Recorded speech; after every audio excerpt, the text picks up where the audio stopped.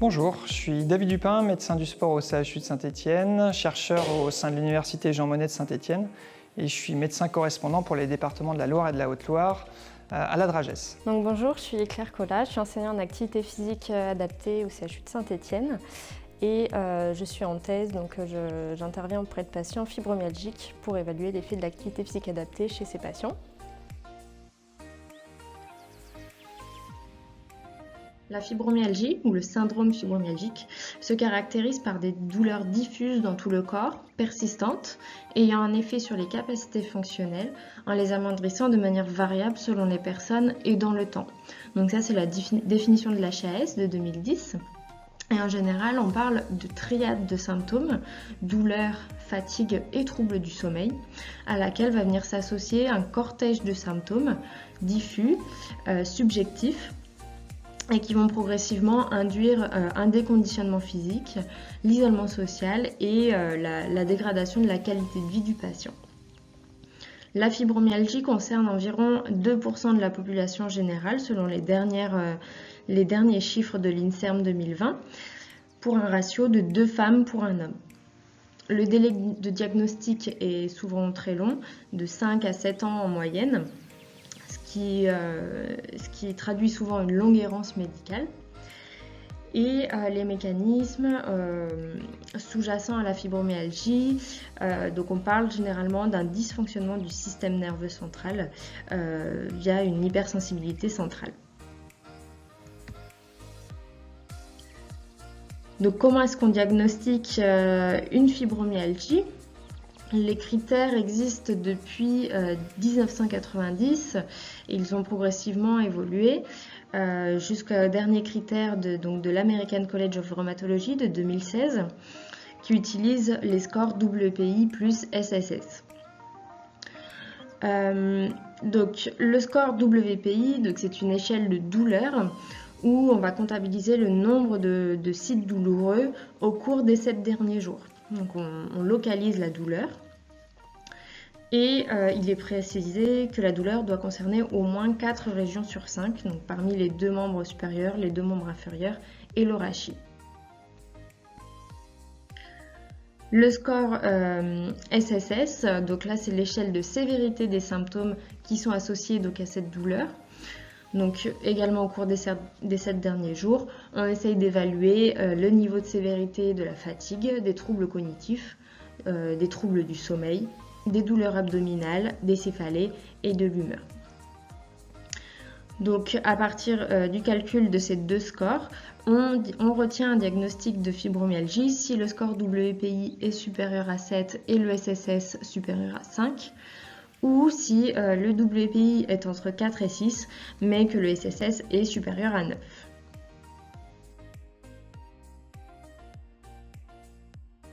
Pour la prise en charge de la fibromyalgie, les recommandations de l'INSERM ont élaboré un arbre décisionnel. Donc après diagnostic, il est fortement conseillé évidemment d'informer et de sensibiliser le patient à cette pathologie. Et la première recommandation de prise en charge concerne la thérapie physique par l'activité physique adaptée, qui peut être associée avec d'autres thérapies non pharmacologiques.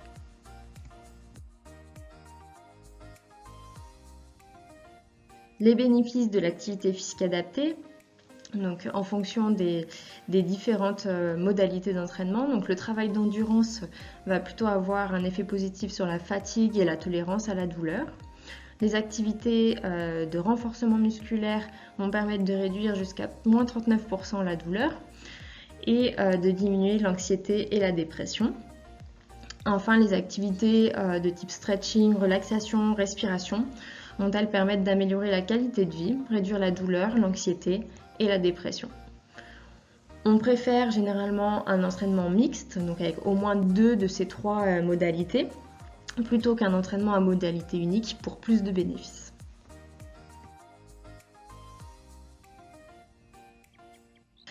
À partir des connaissances qu'on a à ce jour, on peut élaborer des recommandations en termes de fréquence, intensité, temps, type, volume et progression. Donc ça, c'est ce qu'on appelle le FIT-VP Principle de l'American College of Sport Medicine.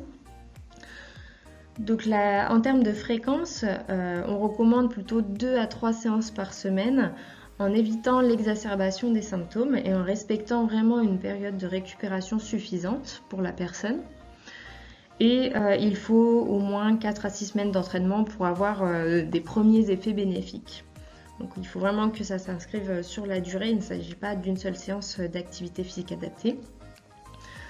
Concernant l'intensité, donc pour le travail d'endurance, on recommande plutôt des activités modérées à vigoureuses, à 60-80% de la FC max environ. Le travail à intensité légère n'a pas montré d'effet bénéfique chez le patient fibromyalgique. Pour autant, selon le niveau de la personne, on va toujours proposer des activités plus douces au départ et on va progresser vers des activités modérées et vigoureuses. Concernant le travail en fractionné ou en HIIT, il est peu étudié dans cette pathologie. Cependant, il a montré des effets sur la fatigue et la douleur dans les maladies rhumatismales. Donc on peut utiliser potentiellement cette modalité-là d'entraînement. Pour le travail de renforcement, on va faire un travail entre 50 et 80% du 1RM ou de la force max. Le temps de séance, donc entre 45 et 60 minutes selon les capacités et la progression du patient. Le type, donc c'est ce qu'on a dit précédemment, on préfère un entraînement mixte avec des exercices d'endurance, de renforcement et de stretching. Concernant le volume, donc on est sur les recommandations de l'OMS, donc comme pour la population générale, 150 minutes d'activité physique modérée par semaine. Et la progression, donc on est toujours sur un principe de progression de l'activité vers un rythme de vie plus actif et moins sédentaire, en respectant le concept de pacing activity, donc qui nécessite en fait le respect du rythme et de l'énergie du patient.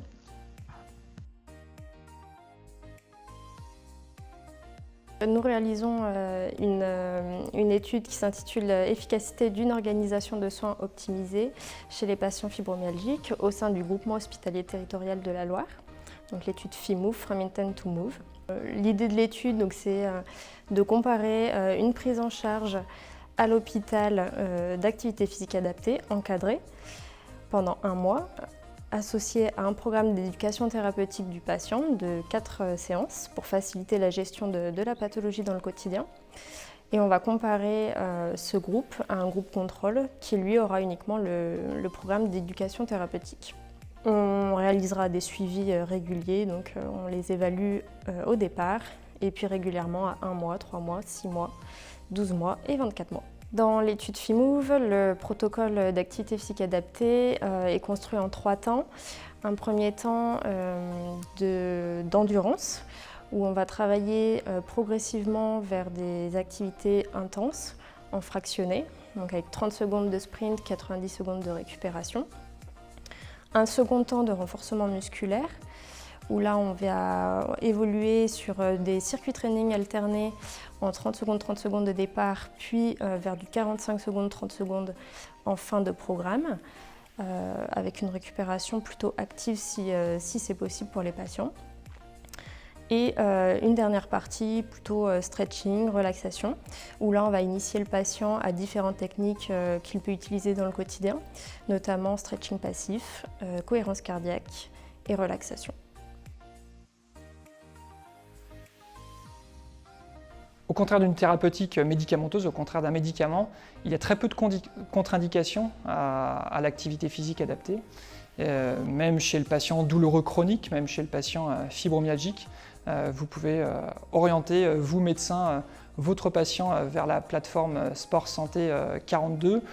La seule contre-indication que vous pourriez avoir, c'est une poussée aiguë de douleur, une poussée aiguë de fatigue, comme vous pouvez avoir ce genre de manifestation dans l'insuffisance cardiaque, dans les rhumatismes articulaires. Mais en dehors de toute poussée aiguë, le caractère chronique de la pathologie ne contre-indique pas à la pratique d'une activité physique adaptée.